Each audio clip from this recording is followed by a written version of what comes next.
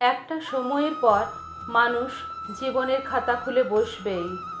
হিসেব নিকেশ করতে গিয়ে দেখবে সম্পর্কের সমীকরণগুলো কি অবিশ্বাস্যভাবে বদলে গেছে।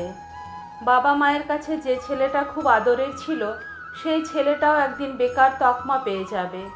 বেকার ছেলেটাও একসময় আবিষ্কার করে ফেলবে এই পৃথিবীতে সে ভীষণ রকমের একা।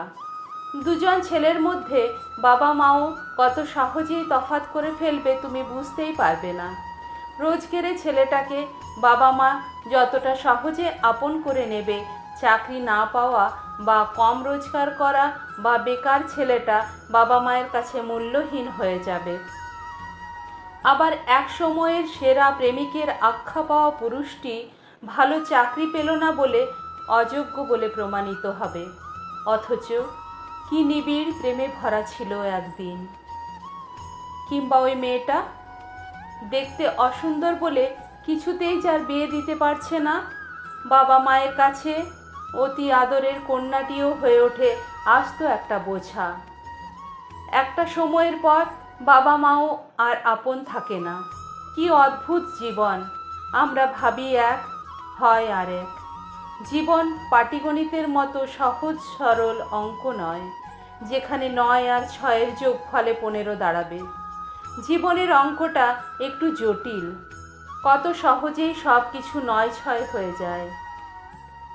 সহজ অঙ্কটাই পরে একদিন পিথাগোরাসের উপপাদ্য হয়ে দাঁড়ায়।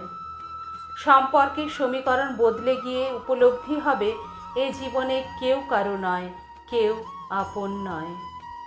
তাই সময় থাকতে থাকতে এই পৃথিবীতে নিজেকে দামি করতে হয়। নিজের দাম না থাকলে কে মূল্য দেবে? রোজগার না থাকলে তুমি এই উচ্ছিষ্টের থেকেও অধম।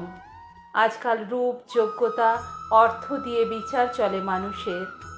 তোমার দাম কতটা সেটা বিচার হবে তুমি কি করো তার ওপর।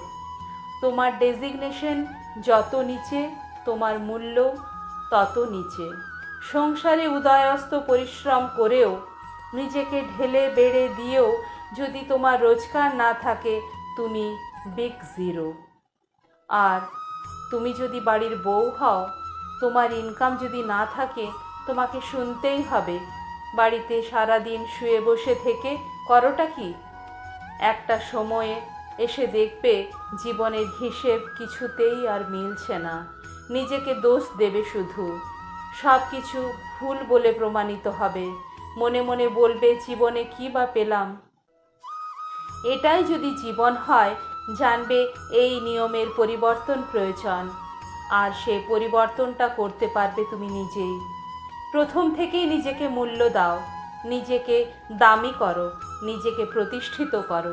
নিজের যোগ্যতা তৈরি করে ফেলতে পারলেই দেখবে এই পৃথিবী তখন তোমার সাথে আছে। না হলে কেউ নেই, তুমি একা। মনে রেখো, নিজেকে প্রতিষ্ঠিত করতেই হবে, নিজেকে মূল্যবান করতেই হবে। তোমার মূল্যটা যদি তুমি নিজে না কমাও, জানবে তোমার মূল্য কেউ কমাতে পারবে না।